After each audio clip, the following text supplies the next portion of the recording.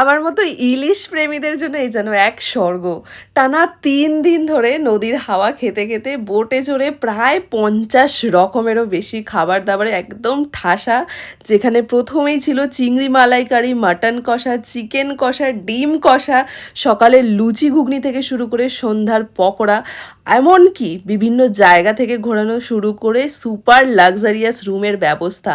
এখন এই সব কিছুই মাত্র ২,৭৯৯তে। কি বিশ্বাস হলো না, তাই তো? হ্যাঁ হ্যাঁ, এটাই সত্যি। এমন সুন্দর একটা সুবর্ণ সুযোগ কেউ হাতছাড়া করে? তাই সকাল সকাল ৭:৪২-এর শিয়ালদা থেকে ট্রেন ধরে সোজা চলে গেলাম ক্যানিং স্টেশনে। সেখানে গিয়ে দেখলাম সাগর সংগ্রামের এই প্লাকার্সটা নিয়ে দাদারা দাঁড়িয়ে আছে। তোমাকে তখন বুঝে নিতে হবে এবার তোমার দায়িত্ব শেষ, কারণ তোমার থাকা, খাওয়া, ঘোরা, ঘুমানোর সমস্ত কিছুর দায়িত্ব নিতে চলে এসেছে সাগর সংগ্রাম, যেখানে কিন্তু আমি বুকিং করেছিলাম। সোনাখালি থেকে বোট ছাড়ার আগেই কিন্তু সবার প্রথমে হাতে উঠে এসেছিল গরম গরম ফুলকো লুচি, আলুর দম, মিষ্টি, একটা ওয়েলকাম ড্রিঙ্ক, আর একটু দুপুর হতে না হতেই চলে এসেছিল চিংড়ি মাছের পকোড়া। ব্যাস, আর কি চাই বলো? দুপুরের লাঞ্চে কিন্তু জমজমাটি খাবার থাকছে। বোটে ওঠার পর আমাদের প্রথম স্টপেজ ছিল গোসাবা।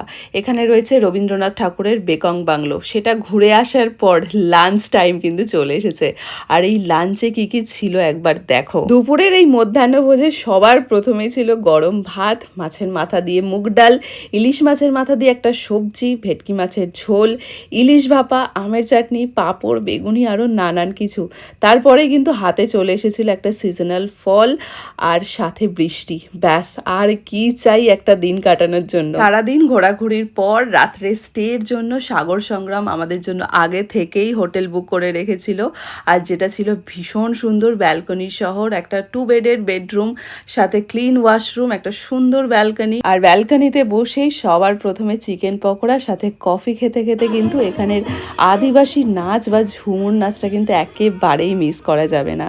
ঝুমুর নাচ শেষ হওয়ার পর শুরু হয় আমাদের রাত্রের ডিনারের প্রস্তুতি, যেখানে ছিল কিন্তু খাসির মাংস দিয়ে গরম গরম ভাত, সাথে স্যালাড এবং একটা আলু ভাজা এবং ডাল। তবে যারা এখানে খাসির মাংস বা চিকেন কোনোটাই খায় না, তাদের জন্য কিন্তু আলাদা করে ডিম অথবা পনিরের ব্যবস্থাও ছিল। তাই কোনো রকম চিন্তা করতে হবে না খাবার দাবার নিয়ে। রাতের ডিনারটাকে একদম ভালোভাবে পেট পুজো করে সকাল সকাল কিন্তু আমরা আবার ঘুরতে বেরিয়ে পড়েছি। আজকের এই যাত্রাপথে কিন্তু আমাদের বাঘ দেখার একটা বেশ সম্ভাবনা আছে। সকাল সকাল বোটে উঠেই সবার প্রথমে চা, তারপর একটা সকালে ব্রেকফাস্ট, যেখানে ছিল লুচি, ঘুগনি আর একটা মিষ্টি।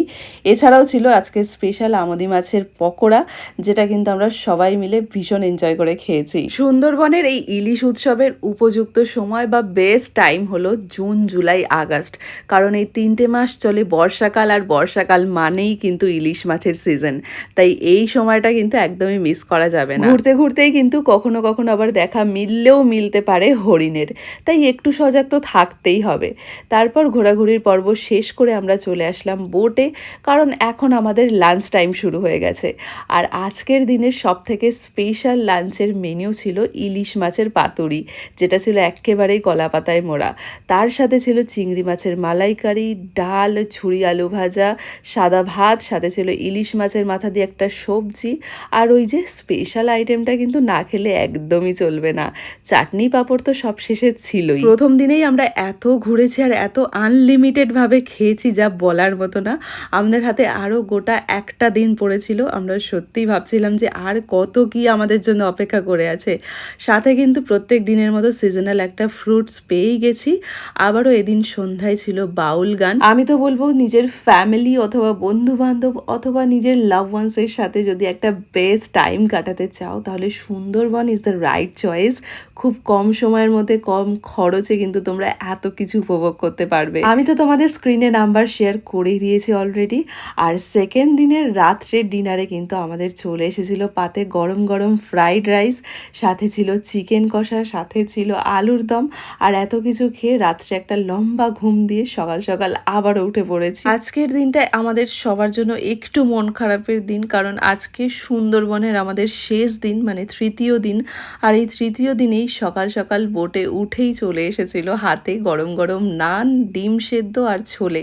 এটা খেয়ে মনটা বেশ খুশি হয়ে গেছিল। এই ট্রিপটাকে তোমরা একটা খাওয়ার উৎসব নাম দিতে পারো। খাবার দাবার যেমন তেমন, ঘোরাও কিন্তু ঠিক তেমনই। আর আজকের সব সবথেকে স্পেশাল যেটা হতে চলেছে সেটা হচ্ছে একদম নদী থেকে ধরে আনা ইলিশ মাছ, আর সেই মাছ দিয়েই হবে আজকের দুপুরের একদম রানী ইলিশ মাছের বিরিয়ানি। তো এই খাবারটা খাওয়ার জন্য তো আমরা গত দুদিন ধরে ভীষণ অপেক্ষা করেছিলাম। ইলিশ মাছের বিরিয়ানি আর ইলিশ উৎসবে আসা কিন্তু সার্থক আমার। শুধু তাই নয়, এই ইলিশ বিরিয়ানির পাশাপাশি ছিল কিন্তু চিকেন কষা এবং ডিম কষাও। ভাবতে পারছো কম্বোটা একবার? তার সাথে স্যালাড, চাটনি, পাঁপড় তো রয়েছেই। এই গোটা 3 দিন ধরে আমরা এত খেয়েছি, এত মজা করেছি।